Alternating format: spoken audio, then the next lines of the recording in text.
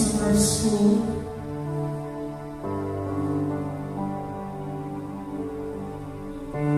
May we find the presence of the Lord. We want to experience Him. We want to worship.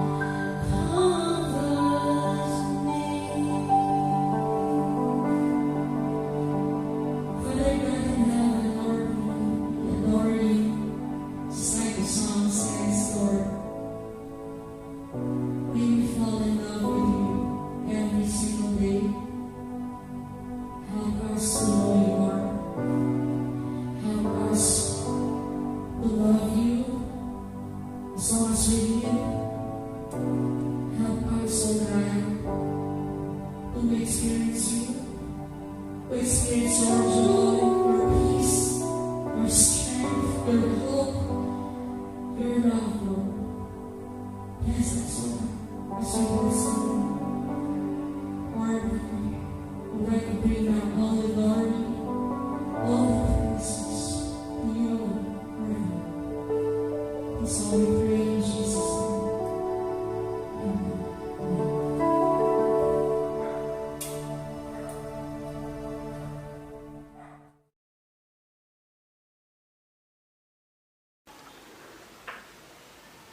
Isang magandang umaga po sa ating lahat at salamat po sa pagsama niyo sa akin sa ating gawain para sa online worship service.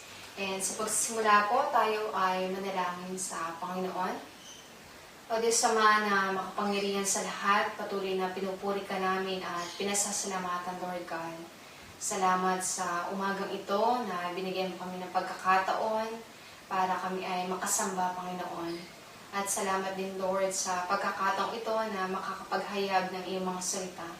Dalayan ko, Panginoon, ang pagsama mo, ang Santong Espiritu, ang kapangyarihan na mula sa iyo, Lord God, ang maranasan namin, Panginoon, at maunawaan namin ang iyong mga salita na ihahayag sa umagang ito. At samahan mo rin ako, Lord God, itago mo ako sa iyong likuran, ikaw ang mahayag, Panginoon, at ang mga bagay na patungkol sa iyo, at kung ano ang mga kalooban mo, Lord God, mahayag sa pag-aaral namin ng iyong mga salita. Salamat po, Panginoon, sa inyo namin tinutuan ang lahat sa pangalan ni Jesus. Amen. And ngayon po ay mag-aral tayo para sa ikalawang linggo, para sa buwan ng November. Ang pag-aaralan natin ay To Stand Strong in God's Powerful Promises. Sabi nga ang Tagalog ay tumayong matatag sa makapangyarihang pangako ng Diyos. At ang ating mga key verses ay matatagpuan sa John 14, 1-3, John 14, 1-3, and 12-14. And magsimula po tayo para sa ating unang banghay, Roman numeral number 1, God's Promises, o mga pangako ng Diyos na binabanggit sa John 14, 1-3 and 12-14. Sabi po sa John 14, 1-3, huwag magulumihanan ng inyong puso, magsisampalataya kayo sa Diyos, magsisampalataya naman kayo sa akin. Sa bahay ng aking Ama ay maraming tahanan, kundi gayon ay sinabi ko sana sa inyo, sapagkat ako'y paroroon upang ipaghanda ko kayo ng dakong kalalagyan. At kung ako'y pumaroon at kayo'y maipaghanda ng kalalagyan, ay muling paparito ako, at kayo'y tatanggapin ko sa aking sarili upang saan ako naroon, kayo naman ay doon. Yan, salamat po sa pagkabasa ng salita ng Diyos. Itong mga pananalitang ito ni Jesus, may kinalaman ito sa buhay natin sa ngayon at sa buhay natin sa darating. Na hindi lamang para sa mga disipulo, kundi sa lahat ng tunay na mananampalataya. Ito ay pangako ng Diyos. Pangako ni Jesus na sinabi niya habang kinakausap niya ang mga alagad. Ito din ay panawagan ni Jesus para muling balikan natin ang pinakapundasyon ng relasyon natin o relasyon din ng mga alagad. At ito ang pagtitiwala at nagbigay din ng kasiguraduhan sa kanila na hindi sila iiwan ng Panginoong Jesus. Itong mga pananalita rin na ito ay patungkol sa kanyang pagbabalik sa Diyos, sa piling nito sa langit. Yan, makaraan ang maraming panahon na pamamalagi niya dito sa lupa, ay dumating din ang takdang panahon na kung saan siya ay babalik sa Ama, sa piling niya sa langit. Na kung saan ito ang pinal na destinasyon, hindi lamang ng Panginoong Jesus, kundi lahat ng may relasyon sa Diyos. Ito yung uuwian natin kapag tayo ay namatay.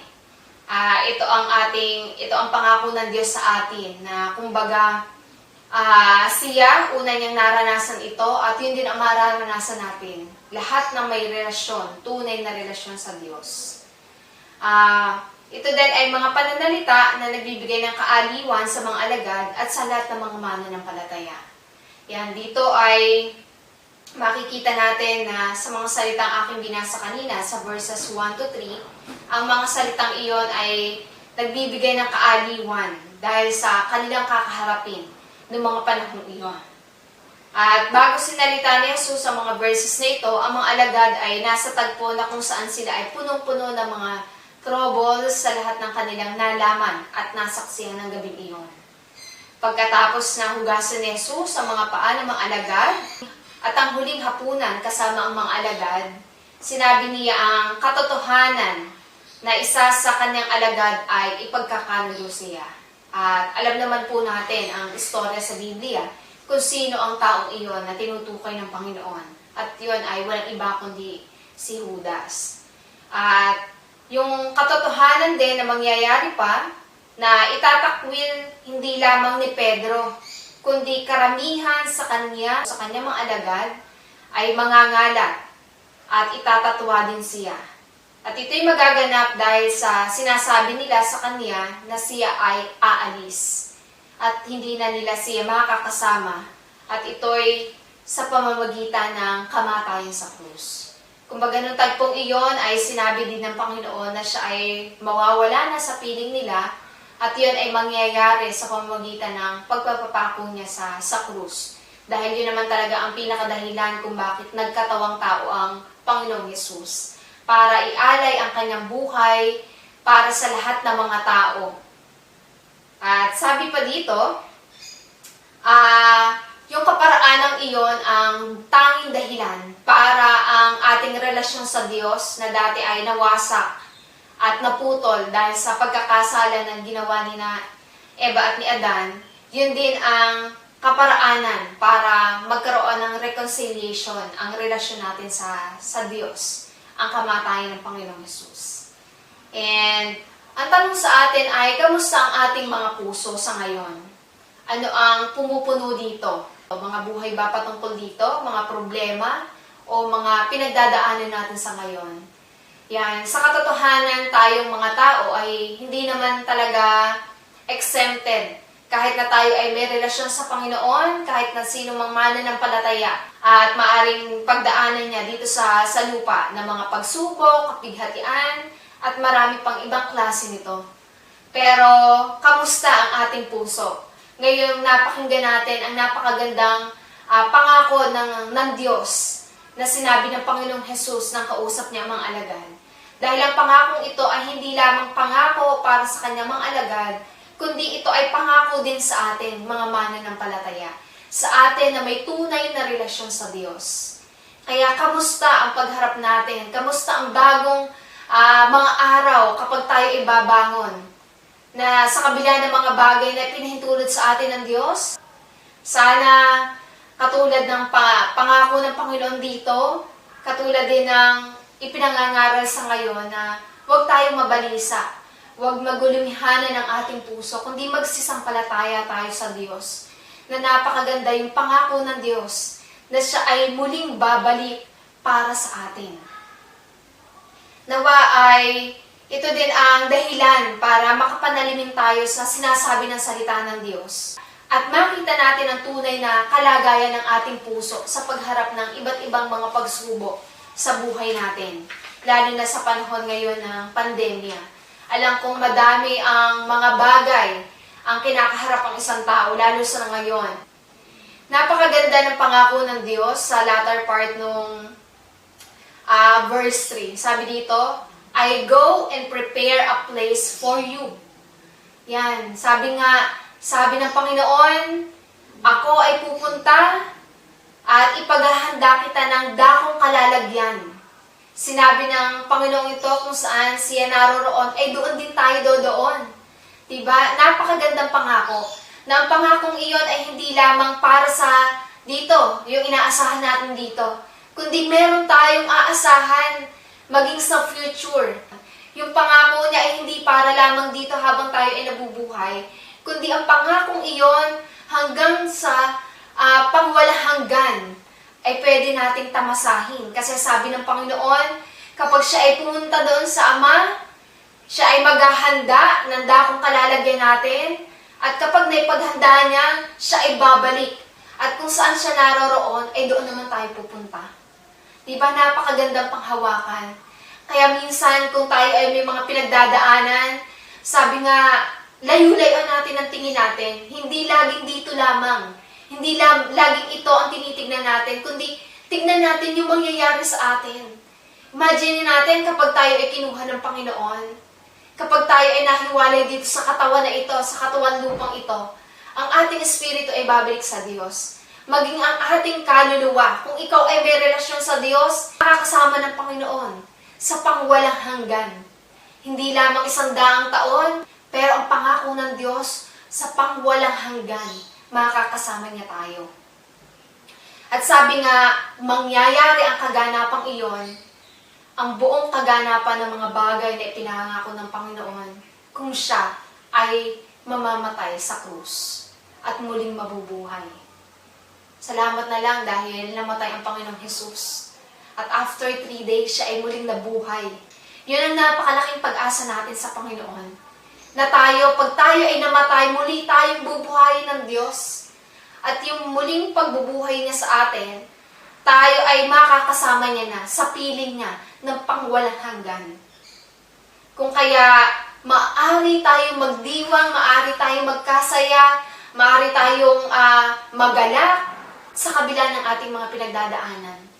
Tao lang tayo, o nasasaktan tayo, umiiyak tayo, kapag nakakaramdam tayo ng mga mabibigat na problema, kapag may dumarating sa atin, kapag may mga ipinahintulot ang Diyos sa buhay natin, oo, nahihirapan tayo. Atas-asan talagang umiyak tayo. Minsan nga, nagtatampo pa tayo sa Lord kung bakit na inaalaw yung mga bagay na yon. Pero, wala sa kalingkingan na nararanasan natin yung mga bagay na ipinangako niya sa atin. Sabi nga, isipin na natin lahat ang pinakamagandang bagay dito sa mundo. Yun ay wala kumpara sa bagay na gagawin sa atin ng Panginoon. At yun ang mangyayari sa atin. Yun ay isa sa mga magandang pangako ng Diyos. John 14, 1-3. At ito pa yung isa sa mga pangako ng Diyos. Sa John 14, 12-14. Sabi dito, katotohanan, katotohanan sinasabi ko sa inyo, ang sa akin ay sumasampalataya, ay gagawin din naman niya ang mga gawang aking ginagawa. At lalong dakilang mga gawa kaysa rito ang gagawin niya, sapagkat ako'y paroroon sa Ama. At ang anumang inyong hingin sa aking pangalan ay yun ang aking gagawin, upang ang Ama ay lumulhati sa Anak. Verse 14, kung kayo'y magsisingi ng anuman sa pangalan ko, ay yun ang aking gagawin. Sabi nga, dito sa mga verses na ito, napaka-comforting yung pangako ng Diyos. Sa loob ng 3 taon nang si Jesus ay kapiling pa ng mga alagad habang ginagawa ang kanyang ministeryo, siya'y bumuhay ng mga patay, nagpagaling ng mga sakit, nagpalayas ng mga demonyo, mga gawain ni Jesus na kung saan binigyan din niya ng kapangyarihan ng kanyang mga alagad na gawin nang dumating na ang Santong Espiritu. Maging ang lahat ng mga naging tunay na mananampalataya ay may Espiritu ng Diyos. At sabi, ang pangako, ang lalong dakilang mga gawa kaysa rito ang gagawin niya. Ito ay nangangahulugan na hindi higit sa nature and kind, but more in number. Ang tinutukoy dito ay hindi higit dun sa kakayanang gawin ng Panginoon o ginawa ng Panginoon ang magagawa natin. Kundi ito ay nagre-refer sa sa quantity, dun sa dami, hindi dun sa quality. Kasi bigger scope yung pinangako ng Diyos, di ba? Matthew 28 verse 19, go and make disciples of all nations. Yun ang misyon ng mga alagad. Sabi nga, across the whole world. Ngunit ano ang sabi ng verse? At lalong dakilang mga gawa kaysa rito ang gagawin natin. Sabi na andun na ipinangako na ng Diyos na makakaya natin at magagawa natin ang misyon na pinagawa niya sa mga apostol at yung misyon na pinagagawa niya sa atin hanggang sa ngayon, sa ating mga mananampalataya. Bakit? Meron tayong Santong Espiritu. Napakaganda ng pangako na ito, na alam ni Jesus na ang lahat ng mga tunay na mananampalataya ay makagagawa nito. Dahil umalis siya, ngunit may iniwan siyang Santong Espiritu. Yun ang napakaganda dun sa pangako ng Diyos. Na kung saan ang Espiritong iyon ay makapangyarihan. Meron tayong pinaka-kapangyarihan na mula sa Diyos. Ang Espiritu ng katotohanan na nag-i-inspire sa Bible. Ang Santong Espiritu rin ang nagbibigay liwanag sa salita ng Diyos at nagpapalakas ng katotohanan ng salita ng Diyos. Sabi nga, ang Espiritu ng Diyos ay Espiritu ng kapangyarihan. At tayo, bilang mga mananampalataya, inuulit ko, meron tayong Espiritu ng Diyos. Kung kaya meron tayong Espiritu ng kapangyarihan ng Diyos para gawin yung misyon na yon. Minsan ba na-overwhelm tayo ng huling habilin ni Jesus dahil sa laki ng scope nito? Minsan pag binasa natin yung Matthew 28:19, sabi nga, go and make disciples of all nations. Kung titignan natin, Lord, parang ang hirap naman. Ang laki-laki, ang lawak-lawak eh. Yun, parang napakahirap. Minsan nakaka-overwhelm yung mga bagay na pinagagawa sa atin ng Lord. Pero, ang umagang ito, nawa mapaalalahanan tayo na meron tayong Espiritu ng Diyos at yung Espiritong iyon ay Espiritu ng kapangyarihan. Kung kaya natin gawin ang higit doon sa ginawa ng Panginoon. Na mas marami tayong maaabot, mas marami tayong mababahagi na ng gospel, mas marami tayong kumbaga mabibigyan ng pag-asa sa buhay na ito dahil sa gospel, sa mabuting balita ng kaligtasan na mula sa Diyos. Ngunit, ano pa man ang ating pinagdadaanan sa tuwing tayo ay sumusunod dun sa Great Commission, dapat huwag natin kalimutan na meron tayong Espiritu ng Diyos. Makakaya natin ang lahat ng bagay dahil sa Diyos na nagpapalakas sa atin. Dahil meron tayong Espiritu niya na nasa sa atin. Kung kaya, maaari nating tayuan ang pagkatawag niya sa atin. Natupad na ng Diyos ang kanyang pangako sa atin na mga tapat. Nung binigay niya sa atin ang kanyang Espiritu. Para po sa second part, sabi dito, why is it that we can be sure of being able to stand on any promises God gives? Bakit tayo makakatiyak na kayang panindigan anumang pangako ng Diyos? Bakit kaya? Meron po ditong dalawang dahilan. Sabi nga, letter A, the nature of God. Ang kalikasan ng Diyos ay, ito yung nagiging dahilan kung bakit ang kanyang mga pangako ay mapanghahawakan natin. Marami sa atin ang nangangako bilang mga tao. Pinangangakuan tayo, marami sa atin ang nangako. Pero sabi nga, ang pangako ay kasintibay lamang ng nagbigay nito. Ngunit iba ang pangako na mula sa Diyos. Iba kapag si Jesus, iba kapag ang Diyos ang nangako. Sabi nga, it is the nature of God that makes His promises trustworthy, something sure to stand on. Kaya matatayuan natin yung pangako ng Diyos. Kasi siya yung nangako eh. Hindi basta tao. Siya ay isang Diyos na hindi nagbabago. Ang kanyang katangian, kalooban, at ang mga pangako ay hindi nagbabago. Sabi nga, sabi dito, it is the integrity of God's character that makes it impossible for Him to lie. So ito, matatagpuan yung katotohanan ito. Sabi sa Hebrews 6 verse 18, hindi nagbabago at hindi nagsisinungaling ang Diyos. Tungkol sa dalawang bagay na ito, ang kanyang pangako at sumpa, kaya tayo'y nakatagpo ng kanyang kalinga, ang loob na umaasa sa pangako niya. Magkaroon tayo ng kapanatagan. Once na nabasa mo ang pangako ng Diyos sa Biblia, panghawakan mo ito. Dahil ang Diyos na nangako nito ay hindi Diyos na pabago-bago. Ang kanyang karakter ay hindi nagbabago. Ang kanyang kalooban, ang kanyang mga pangako ay hindi nagbabago. Dumaan pa man ang panahon, ano pa man ang mangyari, hindi ka man magtapat, ang pangako ng Diyos ay mananatiling tapat. Ang Diyos ay mananatili. Ang mga pangako niya ay pwede mong panghawakan dahil hindi ito magbabago. Tayo lang namang mga tao nagbabago eh. Minsan, depende pa sa natin, sa mga nangyayari sa buhay natin.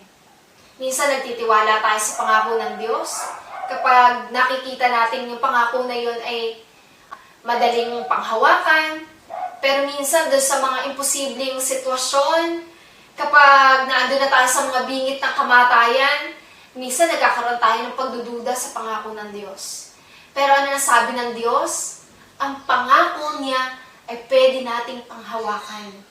Kasi siya ay hindi nagsisinungaling, hindi siya nagbabago. Tayo ay magkaroon ng kapanatagan at umasa tayo sa pangako ng Diyos.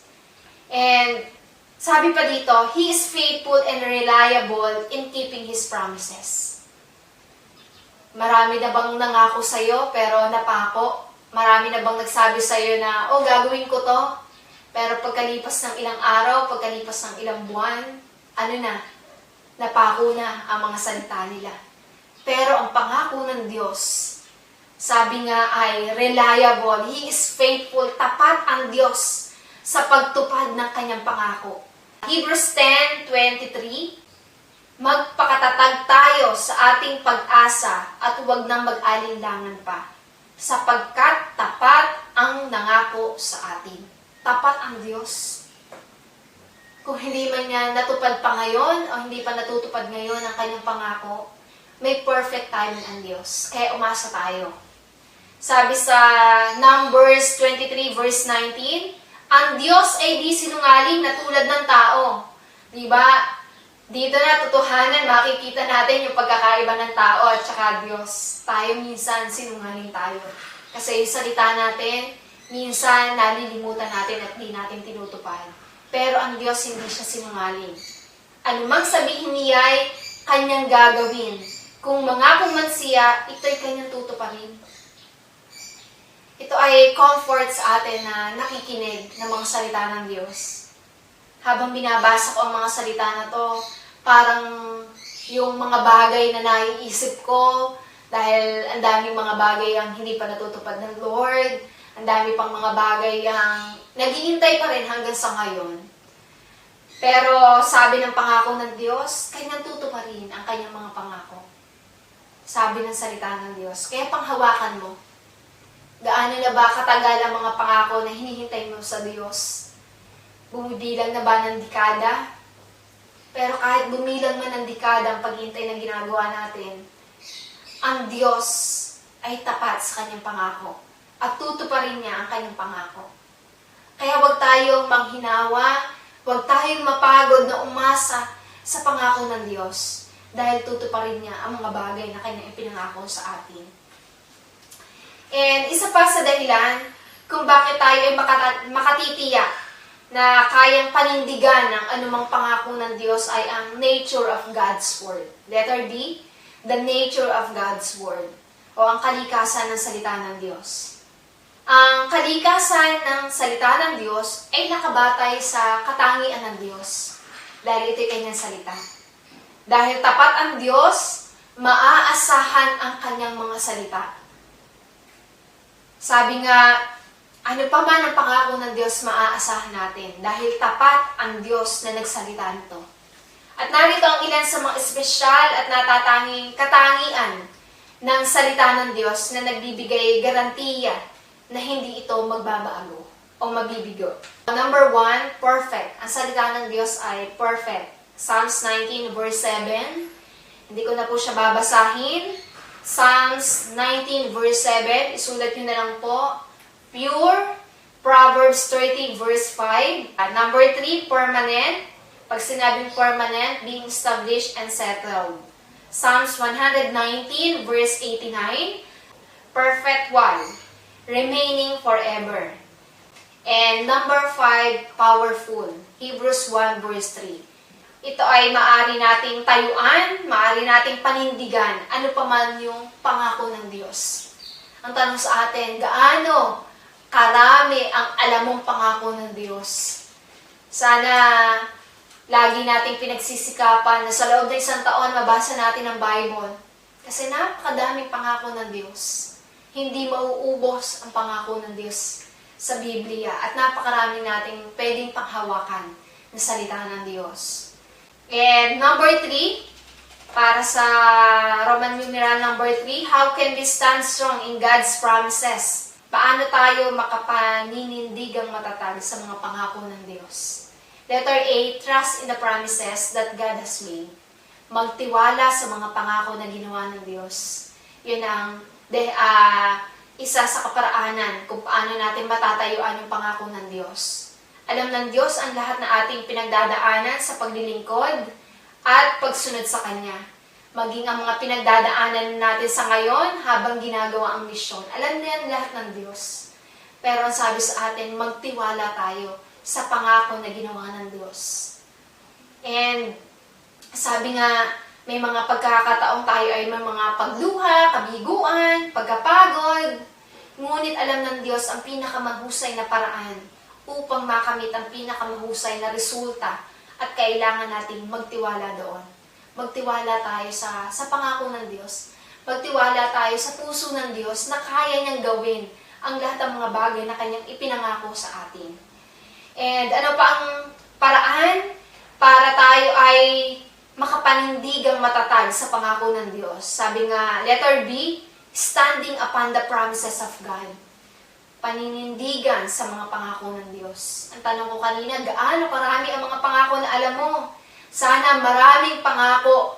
Dahil kung wala kang alam na pangako ng Diyos, hindi mo mapapanindigan ang mga pangakong iyon kung wala kang alam.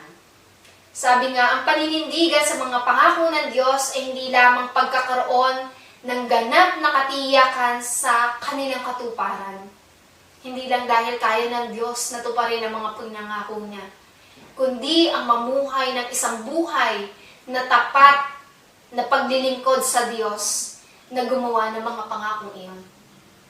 Wala tayong magagawa dun sa part ng Lord kasi kayang-kaya ng Diyos na tuparin yung pangako niya sa atin. Tayo, may part tayo. At ang kinakailangan gawin natin ay maging tapat tayo sa paglilingkod natin sa Diyos. Yung part natin ang pagsumikapan natin gawin. Kasi ang pangako ng Diyos, mangyayari at tutuparin niya iyon. Pero tayong mga tao ang minsan ang pabago-bago. Minsan kaya hindi magawa ng Lord na maibigay na sa atin yung pangako kasi yung puso natin nagbabago. Sabi nga, tayo ay manindigan at habang tayo ay naninindigan sa mga pangako ng Diyos, ay lumalakad tayo, may katapatan dun sa Diyos na tumawag sa atin. Habang naglilingkod tayo na may katapatan. Marami nang nag-iwan sa atin, marami nang nawala, marami nang napagod sa pagtakbo at huminto. Marami nang ayaw gumawa ng misyon. Ikaw, bakit mo ito ginagawa? Anong dahilan? Ano ang dahilan mo kung bakit mo ipinagpapatuloy yung paggawa ng misyon na sinabi sa iyo ng Lord? Sabi sa 1 Corinthians 2 verse 14, sapagkat ang taong hindi nagtataglay ng Espiritu, hindi kayang tumanggap ng mga kaloob mula sa Diyos o mula sa Espiritu ng Diyos. Pero ikaw, na Kristiyano, na tunay, ikaw ay Espiritu ng Diyos. Kung kaya alam mo, dahil ipinahayag sa iyo ng Diyos, yung misyon na pinagagawa sa atin ng Diyos, yun ay naunawaan natin sa pamamagitan ng Espiritu niya. Ipinaunawa sa atin dahil merong Espiritu ng Diyos ang nasa sa atin. Yung mga bagay patungkol sa espiritual, yun ay ipinaunawa sa atin. Kaya kung ikaw, na tunay na mananampalataya, huwag kang magbingi-bingihan sa pinagagawa ng Diyos. Dahil alam ko at alam mo na yung pinagagawa sa iyo ng Diyos, yan ay alam mo dahil sa Espiritu niya. Ipinaunawa yan sa iyo ng tinawag ka ng Lord. Sabi pa sa verse, para sa kanila kahangalan ng mga iyon at di nila nauunawaan, sapagkat ang mga bagay na espiritual ay nauunawaan lamang sa paraang espiritual. Kaya tayo mga tunay na mananampalataya, alam natin ang pinagagawa ng Diyos dahil ipinaunawa sa atin. Kaya huwag natin pagmamatagasin ang ating puso, sumunod tayo, manindigan tayo, na tayo ay sasamahan ng Diyos, panindigan natin yung pangako ng Diyos na hindi niya tayo iiwan. at higit ang kaya natin gawin sa ginawa ng Diyos. Dahil meron tayong Espiritu ng Diyos. In letter C, paano pa natin mapaninindigan ng may katatagan ng pangako ng Diyos? Be willingly submit to the will of God. Kusang magpasakop sa kalooban ng Diyos. Ibigay ng kusa ang buhay sa Diyos. Sabi nga, kaya mong gawin ito. Ang nais lang ng Lord, ibigay mo yung buhay mo. Mag-all out ka sa Lord. And you will see, yung bagay na iniintay mo, mangyayari yun. Kung ibibigay mo ng buong buo ang iyong buhay sa paglilingkod sa Panginoon. Tayo tinawag upang ating ipagkatiwala ang ating buhay at pasakop sa kanyang kaparaanan. Para sa Diyos, para magtiwala sa Diyos ng lubusan. Ito'y pagpapakababa sa harapan din ng Diyos na ina-acknowledge natin na tanging sa biyaya lamang talaga kung bakit tayo naligtas at nararanasan ng ganitong kalagayan at pribilehiyong Kristiyano na makapaglingkod sa Diyos. Yan. At katulad din sa sinabi sa verse 3, muling babalik ang Panginoong Jesus. Ito ay kaganapan ng kanyang pangako o ipinangako at kalubusan ng kanyang mga sinabi.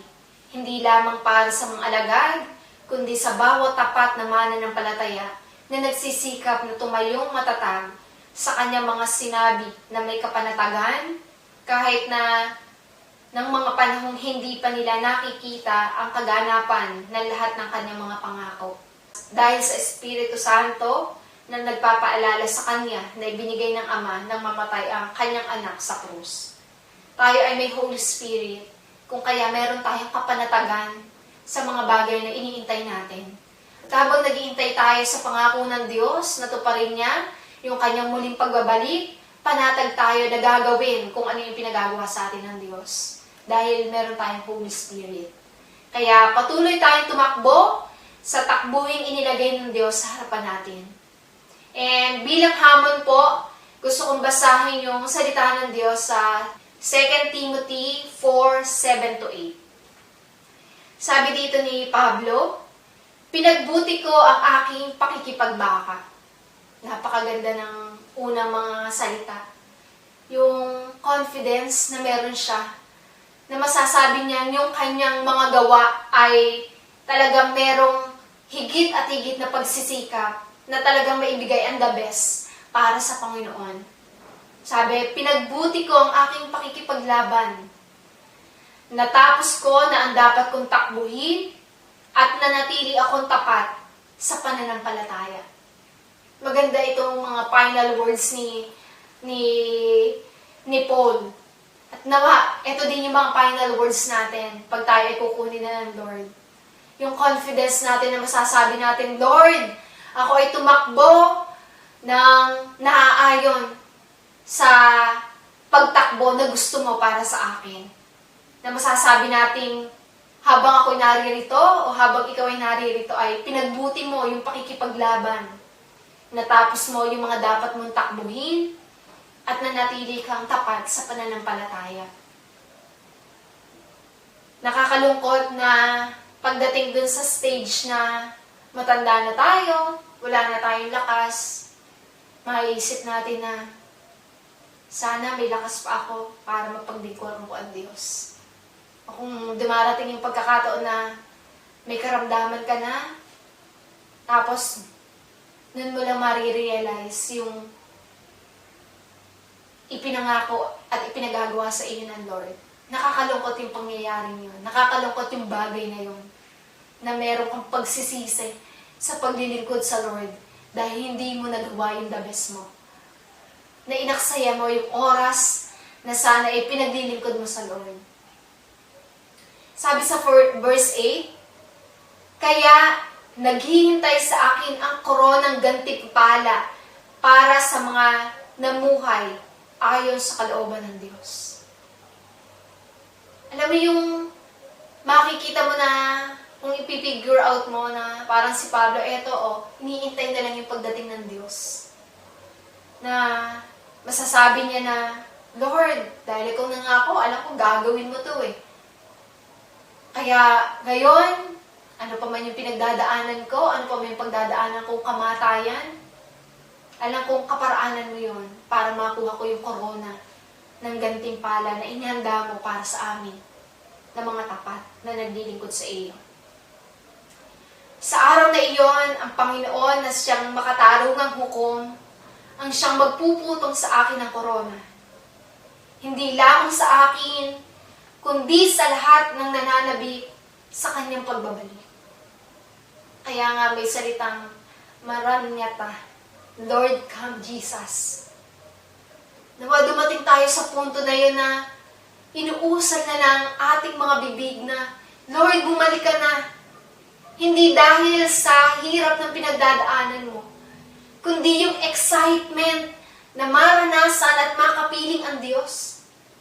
Yung excitement na darating ang pagkakataon na yung pinaniniwalaan mo na pangako ng Diyos, yung sinabi niya ay eto na yung kaganapan, mukhaan na, harapan na kung saan ang Diyos na ang magpuputong sa iyo ng korona, na sa lahat ng pagluha mo, sa lahat ng mga pinagdaanan mong hirap, sa lahat ng naranasan mo sa paglilingkod mo, bilang mananampalataya, ay eto na yung kaganapan. At sasabihin sa iyo ng Lord, well done, my good and faithful servant. Well done, my good and faithful servant. Nagtiis ka sa lahat ng mga bagay na pinintulot ko na mangyari sa buhay mo. Napakasaya ng pagkakataon na iyon. Napakasaya yung sandaling iyon na tayo ay haharap sa Diyos.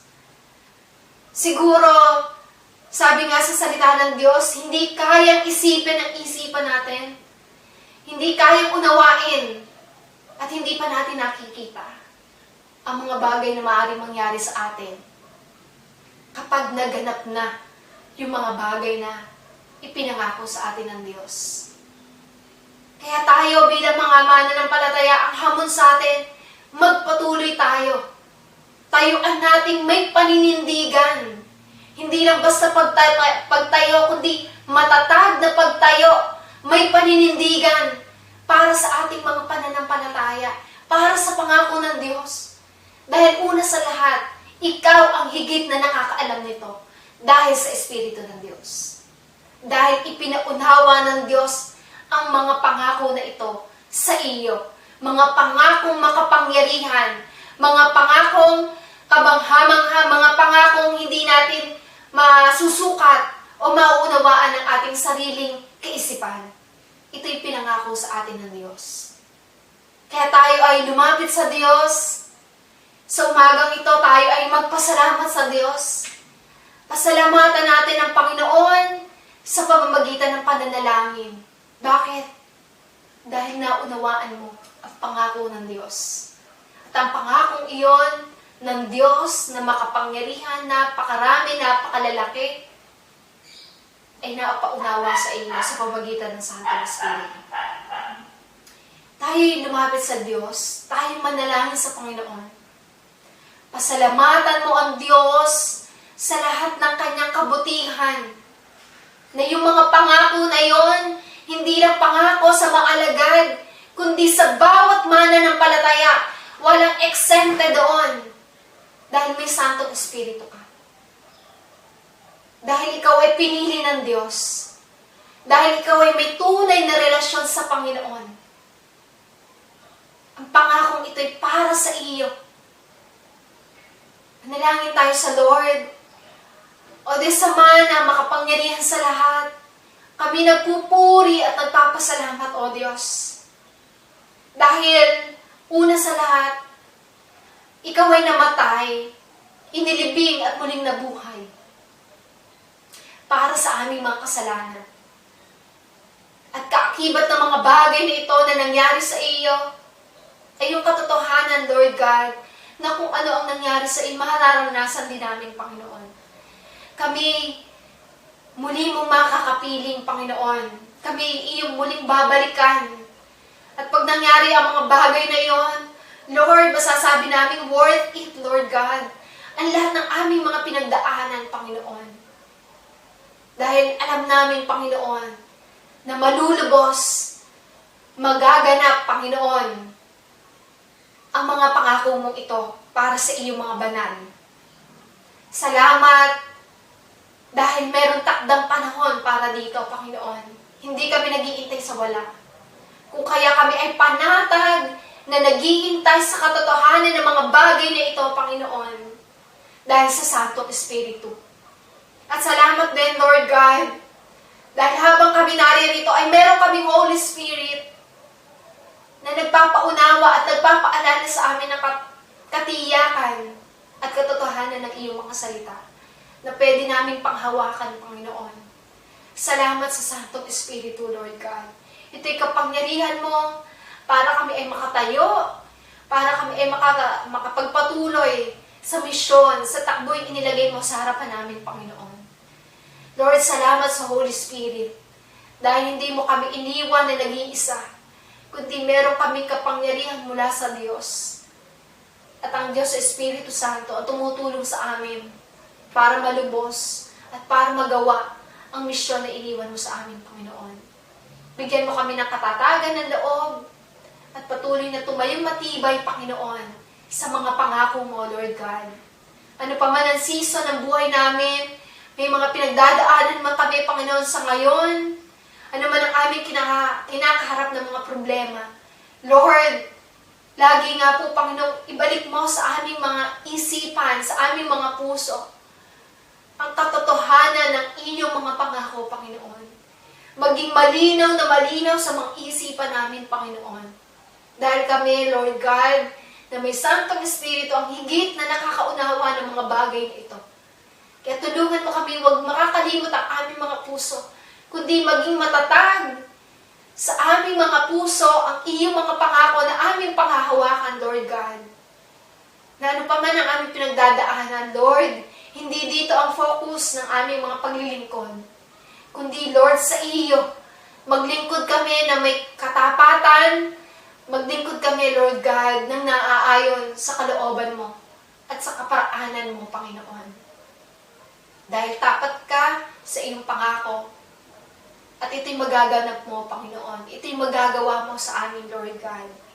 Pero sa amin, Lord, ng mga tao, kami pabago-bago, Panginoon. Kaya hinihiling ko sa inyo na tulungan mo kami, Panginoon, na muli ay bumalik kami, Panginoon, sa racetrack, Lord God. Ibalik mo kami, Panginoon, dun sa dapat naming takbuhan, Panginoon.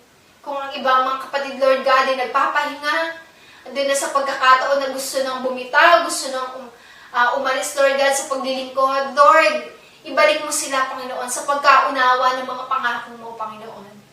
Ito'y pwede naming panghawakan dahil matatag at matibay at ang pangakong ito, Panginoon, ay ikaw ang nangako, Panginoon. Ang Diyos na hindi nagbabago kailanman. At ang salita mo ay mamamalagi magpakailanman, Lord God. Salamat po, Panginoon. Purihin ka, Lord God, at salamat at pagpalain mo, Panginoon, ang aking bawat kapatid, Panginoon, sa paglilingkod. Salamat po. Sa iyo namin maingat ay binabalikan lahat ng papuri, pagsamba at pagluwalhati sa pangalan ni Jesus. Amen. Amen. Standing on the promises of Christ my King, through eternal ages let His praises ring. Glory in the highest I will shout and sing, standing on the promises of God. Standing, standing, standing on the promises of God my Savior. Standing, standing, I'm standing on the promises of God. Standing on the promises that cannot fail, when the howling storms of doubt and fear assail. By the living word of God I shall prevail, standing on the promises of God. Standing, standing, standing on the promises of God my Savior. Standing, standing, I'm standing on the promises of God. promises of Christ the Lord, bound to Him eternally by love's strong cord, overcoming daily with the Spirit's sword, standing on the promises of God. Standing, standing, standing on the promises of God, my Savior. Standing, standing, I'm standing on the promises of God. Standing on the promises, I cannot fall, listening every moment to the Spirit's call, resting in my Savior as my all in all, standing on the promises of God. Standing, standing, standing on the promises of God, my Savior. Standing, standing,